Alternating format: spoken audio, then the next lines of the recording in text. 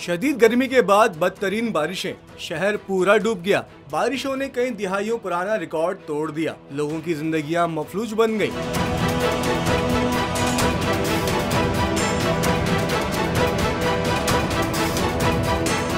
भारतीय दारुल हुकूमत नई दिल्ली में मुसलसल बारिश ने 88 साला रिकॉर्ड तोड़ दिया। गुज़िश्ता 24 घंटों में 228.1 मिलीमीटर बारिश रिकॉर्ड की गई है।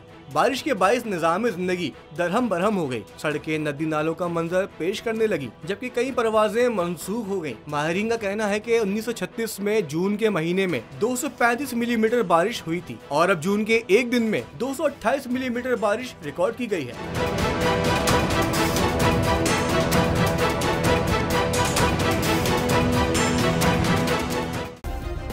सब्सक्राइब करें और बेल दबाएं ताकि कोई खबर रह न जाए।